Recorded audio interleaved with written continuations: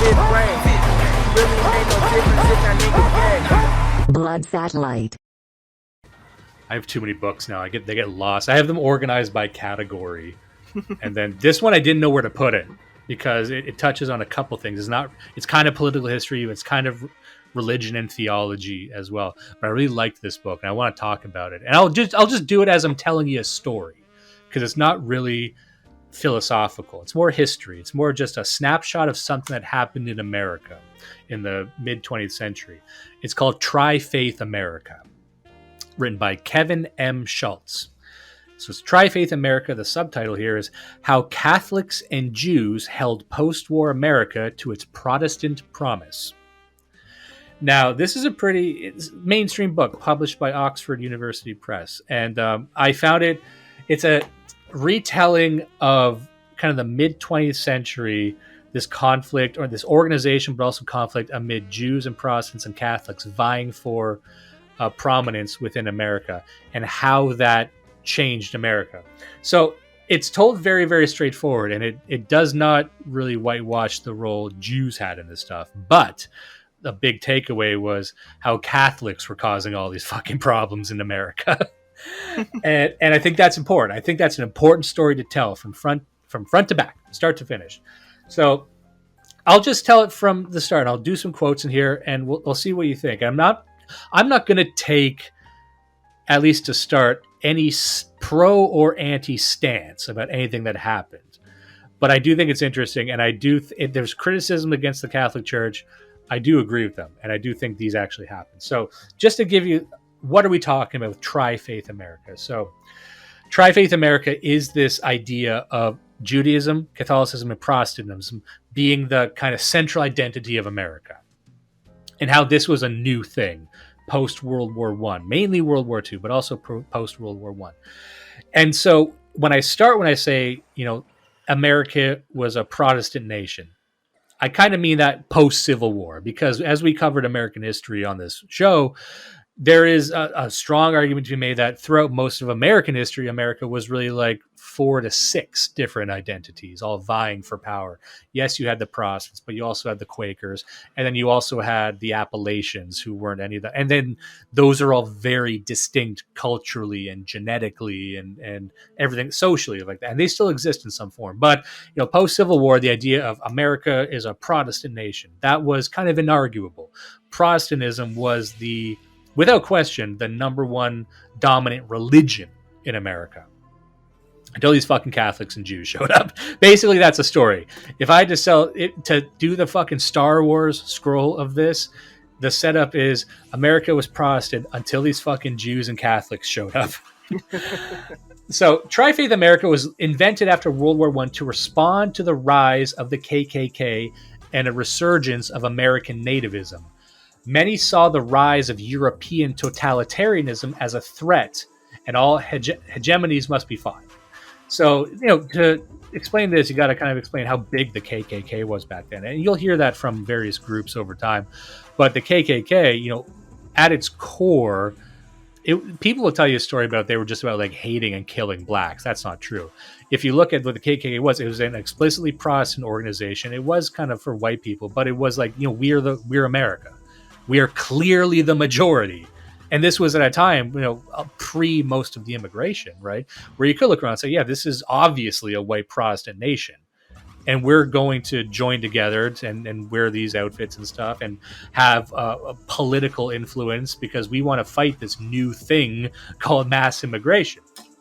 But World War I and World War II really rocked people's psyches. And that, of course, everyone knows that. But I really think that needs to be reiterated here at the start of this, which is that our view of this thing called totalitarianism and this thing called, feudalism and things like that, and these old empires, these kingdoms, these dictators, it kind of gave the entire nation PTSD. Like, we're against totalitarianism, period, especially after World War II. So we're against anything that kind of seems like Hitler. We want to be against. This is primarily coming from Jews, obviously, but this was kind of the beginning of, we don't want America to be this totalitarian state. We want it to be something different than what we encountered in Europe, and this was coming from a lot of these religious groups. So the union of Jews, Protestants, and Catholics only emerged post World War II because it was a Protestant majority and was kind of finalized with the election of Kennedy. And really, what I'm trying to get across with this story is this is where the concept of Judeo-Christianity comes from. So a lot of people have heard the term Judeo-Christianity talked about by a lot of the conservatives and Republicans about, America's always been a Judeo-Christian nation. No, it wasn't.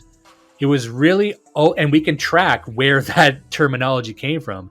It came post World War II. Pre World War II, no one had this idea in their head of a link of Judeo-Christianity. It doesn't make any fucking sense because Jews are still a minority in America. Like, why would that make it make? It would make more sense to say America was a Protestant nation, a white Protestant nation. That is factually correct, right? But this wasn't. But this was, in short, a massive PR campaign. It was an advertising campaign, and it was done by a coalition of these churches working hand in glove with the government to try and propose this new idea of tri-faith America, because we don't want to be a nation governed by race and totalitarianism, and we want to be, have this sort of unity, and that's going to be the permitted American identity. And they fought for that, and this over time we see how it got co-opted by race stuff, which they kind of fought beginning on. But this is the beginning. I think this story truly was the start of how America got to where it was today. And it was kind of the dethroning of white Protestantism from the kind of not the center of American identity. Because, this is America. You still had black people.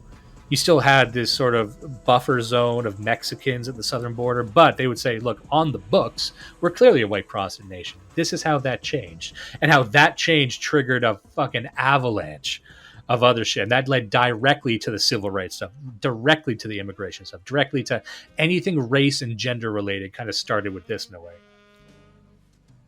It starts with Jews and Catholics really trying to de-seat Protestantism from its dominance. So Jews are instrumental in trying to remove Christianity in general from American identity and the American public sphere, while Catholics were just trying to de-seat Protestantism. So they had a common enemy, and that's a theme you'll see a lot in this book. Like, they had a common enemy. They don't really like each other, but they're like, the enemy, my enemy is my friend. It says, post-World War II, Catholics and Jews were using the tri-faith rhetoric to challenge something larger than simple lack of access to neighborhoods, schools, and social clubs. They were challenging the established moral authority in America. Whose ideals should govern the nation, they asked. Whose beliefs about truth, community, and good society should prevail. Although the Cold War's demand for national unity mitigated the most divisive aspects of a debate, all sides were aware of the stakes. This is why some Protestants fought so hard to prevent parochial schools from receiving public funds and public schools from losing their religion. To them, acknowledging this kind of pluralism was the first step on a slippery slope towards the loss of Protestant moral authority in America. So, from a Protestant's perspective, imagine this. You know who you are. You know this is a de facto Protestant nation. Here come these fucking Catholics, these Catholic immigrants. So first of all, they're foreigners usually. Then, and this is a true criticism. So imagine you're a white American Protestant. Here come these fucking Catholics. They're kind of weird. They're foreigners, and they take their orders from this guy who lives in Rome, this Pope. So they have an allegiance to a foreign entity. So they'll never be truly American in that sense, right? Makes sense. And that's true kind of to this day. And if you look at the a good example of this is the opening scene of Gangs New York, where Bill the Butcher was like, "May the Christian Lord guide my hand against your Roman popery." But that's the kind of thing. It's like these guys, they have a foreign leader, and this is a fucking Italian guy, and they show up and they want to open these Catholic schools. What the fuck's that about? So do Jews, by the way. Jews want to start these like Jewish schools. What the fuck's that about? They don't want to participate. They clearly don't want to participate in this American thing we got going, and we don't like that. And Catholics from the start have always been like, we kind of want to be in charge, or we either want to be in charge or we want you not to be in charge, which is actually very similar to what the Jews wanted. So we just don't want anyone in charge. We don't want any Christians in charge. And so the story actually is of Catholics siding with Jews to defeat Protestantism. And I think that's a hard one to bear for the Catholics out there. And kind of the main group they were going after in an instrumental way was the KKK, because at the peak membership of the KKK, you're looking at 3 million people. So a lot of people don't realize that. And it wasn't even about the resurgence, the second coming of the KKK was just American nativism. It didn't really have anything against blacks. But it was kind of the resurgence of that. And it was so big back then. And so they said, oh, this is a political fight. We have to target the KKK and bring them down. And also left at the same time around the 20s and the 30s, you saw leftist intellectuals arguing for transnational America and arguing for the melting pot. So all this is happening at the same time. You have arguments from sort of the communist side for the melting pot, plus these Jews and Catholics who aren't really leftist, but most change in nations happens this way. Most change happens. It's like you have these factions that just unite for a minute. And as we see this play out, that, you know, momentary unity ended up essentially with the Jews winning. So not only are the Protestants defeated, so are the Catholics. So everything is secularized, which is actually what the Jews wanted, openly wanted. They argued for this. They said America shouldn't be a Christian nation, period. And Catholics just said, we don't want to be Protestant. And then here we are. This is what you get. Look around. This is what this led to. So it started in an organizational way with one organization called the National Council for Christians and Jews, the NCCJ. This is kind of the central group that you'll see throughout. And this is a charity group. So you had all these charities kind of coming together and electing these figures to take down the KKK. And it started with kind of the Catholics and brought in the Jews, and they crowbarred their way into it. So the NCCJ kind of spread across the country. And here's what they did that was so interesting. So they're selling this line that democracy itself was built upon the survival of the tri-faith America. And there's a line here. It said, there were hundreds of organizations promoting tolerance and goodwill during the war, none of which had the same reach of the NCCJ. There were two primary reasons for their success. The first was that the organization had hewed close to its central mission of religious goodwill, opting not to delve into other areas where tolerance might be preached, such as racial equality, which might have the invited controversy and limited its reach. There was a conscious decision, but not a foregone conclusion. Countless other organizations had broadened their mission during the war. The American Jewish Committee, the American Jewish Congress, the Anti-Defamation League of B'nai B'rith all expanded their mission beyond Jewish causes during the early 1940s, targeting all varieties of American intolerance. In 1940, for example, the ADL launched a Lest We Forget campaign promoting a vision of America as a heterogeneous society that had grown to near perfection through the contributions of countless minority groups, religious, racial, and ethnic. So that's kind of what the Jews were after. They're trying to say, like, look, this America as we know it is actually about a balancing of minorities and different groups. Again, before this, that idea didn't fucking exist, period. So the reason I tell this story is, like, realize how new this was. Realize how this was made in like the 40s and 50s, like everything kind of did. So they're talking about how, you know, this message was also, here's a tricky thing they did. Here's what I'd like to pay attention to, which is they managed, because so many were Protestants and so many were Catholics and Jews, they managed to integrate themselves very well with the government, right? Because the government, they want to involve the main faiths, as they call them. So what they did was they took this message of the tri-faith America, of the melting pot, which is kind of informed by the leftists, and this found a perfect home with tri-faith America, the melting pot, communist ideology, sure. But they started distributing leaflets. So every American soldier got some literature with them when they went overseas about the tri-faith America, about the importance of unity and the importance of unity in democracy, which means, consider World War I and World War II, an entire generation of men was propagandized directly this idea from the government. So you can see how that happens. And you can see how the reason I like this story is because it might seem like a departure from our last couple of clips about political ponerology. And we're talking about how important psychology is and sort of this idea that mental illness can spread. That's not what I'm saying here, but it is relevant to that large discussion to show how factionalism can spread throughout the whole. So in the same way that a mentally ill or psychopathic person can corrupt a group, so can a group corrupt a region, and so can a corrupt region corrupt the entire whole and spread like a virus. So, and you can see this on a one-to-one team level where one crazy fucked up person corrupts the entire thing.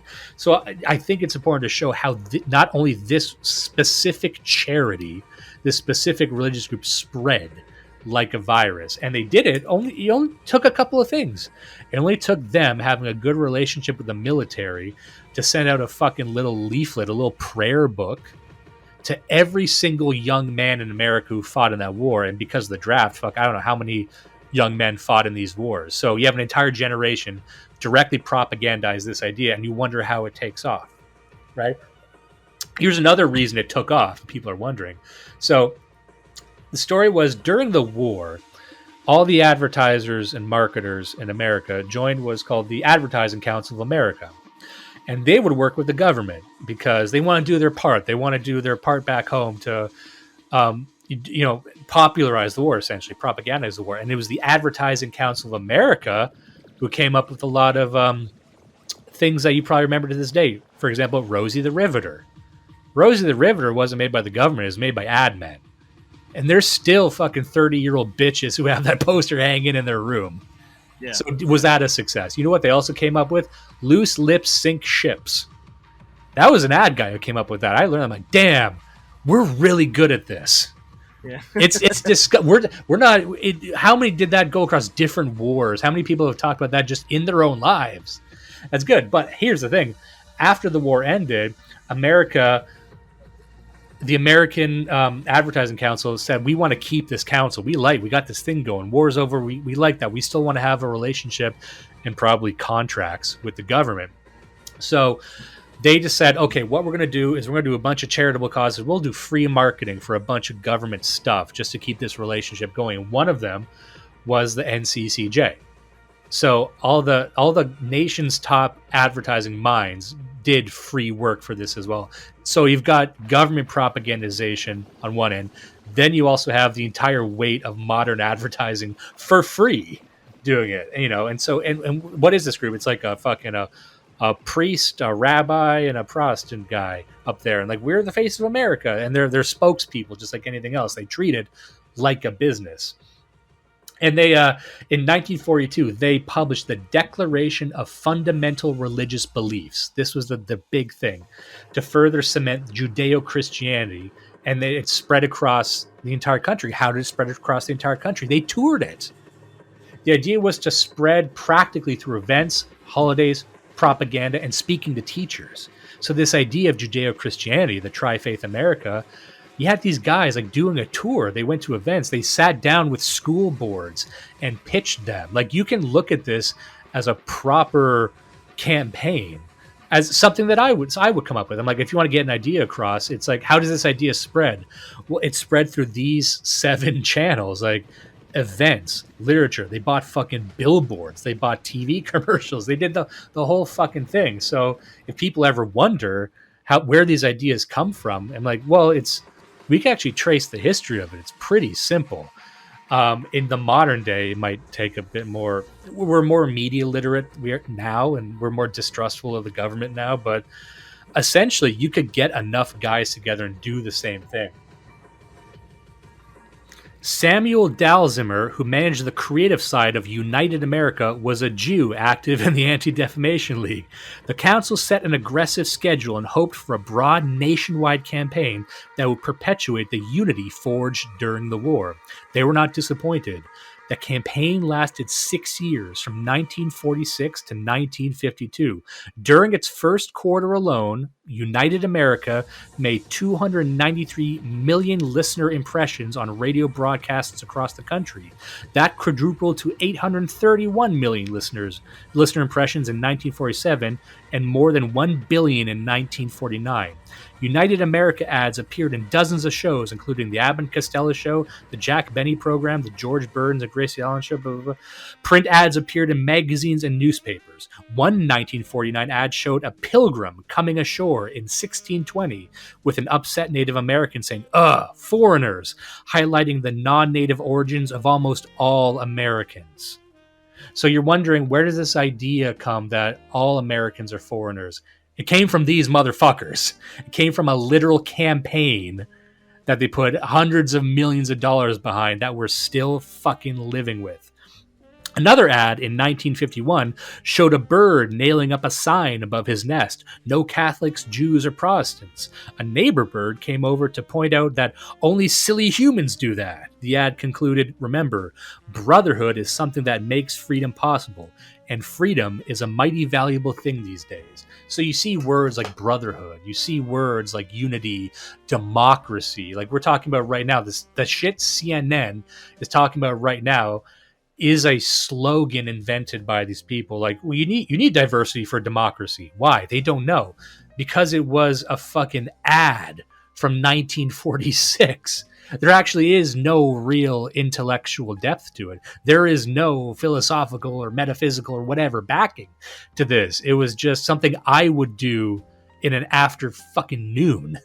Yeah. Right? And once you realize that, you're like, holy shit, they brainwashed guys going to fight in Europe with tolerance. Tolerance was a campaign.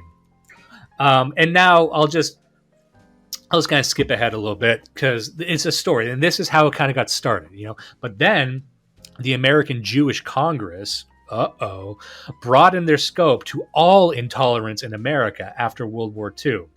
So this is where the Jews, frankly, pivoted to minorities and not class, because prior to this, class was the thing. And people talk about that all day. It's like, you know, in America, we used to, a lot of the progressives, like Jimmy Dore types like that, like, we used to care about class. Why doesn't anyone care about class? Well, historically, it was the Jews. I'm sorry. And if you ask Jewish groups right now, they would admit to that. If you ask the ADL, were you instrumental in pivoting away from class to race? They would say yes. They would own that. They probably put that on their fucking about page. So this was the thing about Jews, because Catholics just wanted tolerance of other types of Christianity. And of course, the Jews were like, no, we should extend that to Christians too. We should be secular. Don't do any of that. And then by then it was too late. By then, this thing of United America already had so much momentum. The Catholics can't fucking stop it. Right? And the Protestants can't stop it. And the sad story is, throughout this entire thing, that Protestants, I'm not saying this to be mean, but I'm saying it's like they were late to the party on everything. They're the ones who said, I guess, you know, unity makes sense. They didn't understand it was a power play. So Protestants were here taking them at their word, the Catholics and Jews, saying that, okay, yeah, I mean, I'm tolerant. You want Christian? I guess we're both Christians. Okay. They didn't really understand what this would mean for them. And by the time they figured it out, it was too late. By the time they figured it out, like the music had stopped and they weren't sitting down, which is sad because they took it for granted. Like, yeah, of course, Protestants and Europeans founded America. Like, what? They have to know that too. Like, they wouldn't be so fucked up that they would try and convince us that that's not the case. Turns out they ran fucking ad campaigns saying everyone's a foreigner. There's no difference between Europeans and Mexicans, and they had to watch that happen. And then, but how do you stop it? They just spent $20 million, right? And so the Judeo-Christianity as a concept became a beacon for all these unaffiliated sort of social justice causes around this time. And they started holidays. They started Brotherhood Week. They started all this stuff and like national level stuff that everyone had to participate in. So there's a part here. In the post-war period, it was useful in animating American social justice. Sidney Hook and other secular liberals persisted in chiding the religious faith implied in Judeo-Christianity, with Hook famously lambasting his fellow intellectuals for their failure of nerve. Despite the protests, though, Judeo-Christianity became the faith that underpinned post-war liberalism. When congressmen were debating the addition of under God to the nation's Pledge of Allegiance, many reported they had never received so much support of male. The Judeo-Christian ideal helped to bring together a loose coalition of seekers for social justice under the guise of religious faith. While materialist ideas had served an animating impulse of activists in the 1930s, now the religious idea of individual dignity promised on the brotherhood of man under the fatherhood of God took on the mantle. Religious narratives were employed to make the case for improving the lives of Americans. Biblical stories were referred to frequently. This transition did not always alter the demands made by the name of justice, but class-based calls for equality were traded for calls made in the name of individual dignity under the watchful eye of God. So here you see the transition to, again, where we are now. Where did this individuality come from?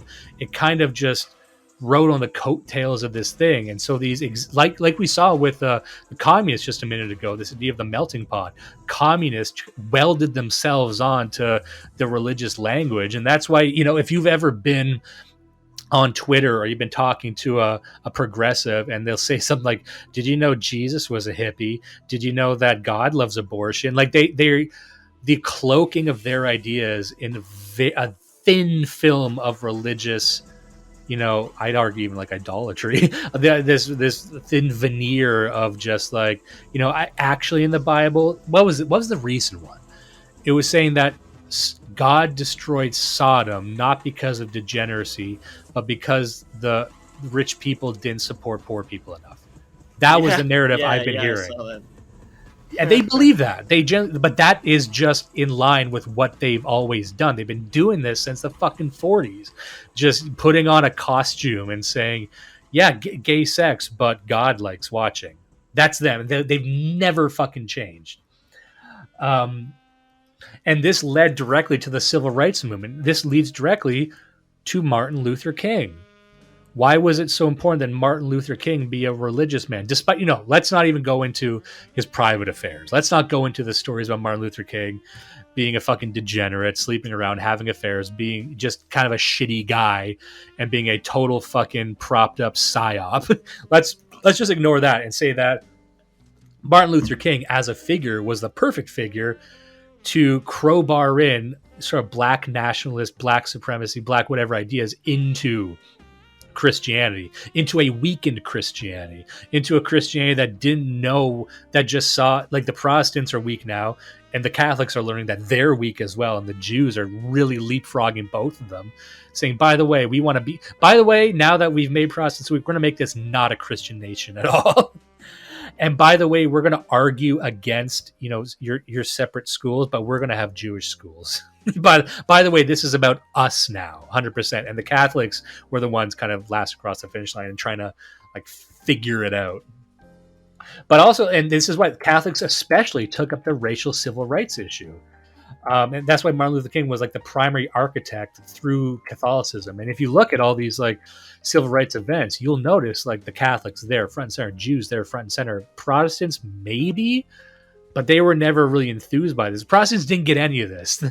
By the time this was happening, because the organization they had always said, we don't want to get into race. And the Protestants are there holding the bag, wait, guys, I thought we weren't being racist, right? And it's shut up. Shut up, Protestants. And then okay, it seems like we betrayed everything we said we were going to do in the past, but okay, I get, do I get my own neighborhoods? No. Okay. Yes, honey. Oh, prayer in school is not there anymore. Okay. All right. It sounds so sad what happened to the Protestants. There's some other stuff. I'm just going to skip this part about Levittown. And I guess really the main story is that over time, this sort of tri-faith American identity was the only permitted identity in America. Whereas before you would have, European Protestant. That's not allowed anymore. The only identity you're allowed to have is a mixed identity. The only identity you're permitted, it can't be racial, certainly. We fought against that. But it can be this sort of mishmash, tri-faith America, Judeo-Christianity, which I would argue, and so would many others, that that's still all you've got. What do the Republicans in America have? They only have Judeo-Christianity, which is, as we have seen, this like fucking smeltering, swollen wreck, this ideological car crash, some remnant of the 20th century, a giant mistake of the 20th century. Tri-faith America, Judeo-Christianity is a giant car crash mistake, and that's all Republicans have right now and they're clinging to. Think about that for a second. That's fucking wild. And I got a quote here. It's I just have it as the conflict between the Jews and the Catholics. Despite efforts of groups such as the NCCJ to produce amity, then the years between 1947 and 1963 were notably divisive between Protestants, Catholics, and Jews. Not only did the courts have difficult time deciding how church and state cases should be decided, but Protestants, Catholics, and Jews split over which positions to advocate and which to oppose. For example, Protestants and Catholics attacked each other so vehemently over whether public funds should be used to transport students to parochial schools, the prominent Jews proposed sitting the debate out. Other times, Catholics and Protestants found common ground in opposing American Jews, as in 1948, when Jews were roundly blamed for the U.S. Supreme Court's decision outlawing the release of students from school for religious education. In one incident, the famous Jewish attorney Leo Pfeffer, what a weird name, a prominent advocate for a high wall of separation between church and state, had to be sneaked into Minneapolis in order to avoid confrontation with Protestants and Catholics who associated him with the perceived rise of American godlessness. So that's kind of one of the big divisions you saw in the breakdown, because like really there is no unity between Protestants, Catholics, and Jews now. And by the 60s, they were seeing that it was the Jews who were like being anti-religious, period. And then that follows until now. Then there's some other stuff here. And really, I guess we can just end in that I think, the story has to be like the role of Catholics. Jews, everyone talks about the Jews, but I do think people need to talk about Catholics and how a lot of this wouldn't have happened if the Catholics didn't side against the Protestants with the Jews, and then, being on the side of, so what had happened was, another trend that happened over time was the purposeful segregation of minorities to perpetuate their existence against individual rights. So what you saw in the mid-20th century was a focus on individual rights and brotherhood, right? And that was, antithetical to a lot of people. But then as we go to the 60s and 70s, that's when we see, and this was largely led by Jews, but also Catholics, was the purposeful segregation of minorities for the purpose of their survival. So this was anti-melting pot, right? The idea of the melting pot is, even now, the only people who cling to the melting pot thing are white guys and Protestants, because they didn't get the memo. The memo is that melting pot's over. What we're talking about is trying to preserve minorities. That was Jews and Catholics, because Catholics were a minority. They're a religious minority. So they were on the side of minority rights. And this idea that, no, actually, we should have segregation. We should have separate schools. We should have government funds allocated to not only ensuring the survival of minorities, but ensuring they thrive. And that is directly leading to the current state we have, like with Black America right now, that we want segregation. We want to have these sort of nations within a nation. And so that's why Jews have always been on the side of, we're going to break down any hegemonic force, but we're going to afford ourselves our little pocket, and you're not allowed to criticize our little pocket. And to an extent, Catholics wanted that too. But obviously, look at them now. They didn't know the game they were playing. Even they didn't understand the power play that was happening right now, that after they vanquished Protestants, that they would be next. And that they don't have a claim to minority status the same way Jews have. So that's why Jews have really kind of ingrained themselves in these movements and always found a place. And that's where we are right now. Right now, we're not even on the... If you talk to your average progressive, they don't give a shit about individual rights, while at one point that was the progressive thing. They are for minority rights, anything against the majority. And once you strip away all the religiousness, once you strip away all of the facade of brotherhood, that's all this was. It was just a bullet aimed at what they perceived as the status quo and the norm and the hegemonic force. That's all this was, to create this sort of deracinated, chaotic, decentralized mess where, you know, certain groups seem to thrive, and even the Catholics are shaking their head like, what the fuck happened? And the Protestants don't even really know what they are anymore, you know? And that's, so what do you think about that? I kind of went off. That's the story that I want to tell of Tri-Faith America and the story of Judeo-Christianity. I mean, I'm not surprised. I'm not surprised. Yeah. I guess I kind of always picked up that there was some element of that. So knowing the story now ties together a lot of those disparate parts. I didn't realize some of those organizations went back that far. I thought they were more modern, but like B'nai B'rith and ADL are like pre-war. They're crazy. old. Yeah. Yeah. If you look at the history of B'nai B'rith and you know, the World Jewish Congress and things like, these are old organizations. And a lot of this was the you know, the environment prior to the NCCJ was every religion just started charitable organizations, which I'm not against. And I don't want people to go away with this thinking that, you know, starting grassroots organizations is bad. That seemed to be what they did correctly. They seem to be like, if you're Catholic, well, what we're going to do is we're going to have our own schools. And they had these, we still have this in a sense, they still have these networks, these off the books networks where if you are a Jew, if you are a Catholic or whatever, if you're, well, these days, if you're a Muslim, you have your own network of your own schools, your own banks, your own businesses, your own everything. And so they kind of united for a bit, but you know, that's par for the course for any Western nation right now. You just have parallel societies. So again, imagine you're a Protestant and they're like, what, you want your own schools? Why? That's weird. And then it's like, no, it's weird that you don't want us to have our own schools. Okay, shush, whatever. And that's why it's like they held America to its Protestant promise, because the Protestant promise was pretty easygoing. And then they weren't equipped to deal with these other groups. They weren't equipped to deal with the organizational power of these enemies. In a lot of ways, the West still was not equipped to deal with Muslims. The way Muslims network with each other, and they're so ethnocentric and they're so insular and they're so good at building these parallel societies. Like you woke up too late to that. Like, it's done. They're already there, and they've already probably won, if we're being frank. But anyway, it's kind of a tragic story. But I think just to make sense of what Judeo-Christianity is and how where this melting pot theory came from and where this sort of shit happened, it happened pretty fast. And it happened just mid 20th century. So it's not even, it's American in the sense it's American now, but it has no strong historical roots. Like, explain this to someone who fought in the fucking Civil War, you know? Yeah. Do not let the rapists win.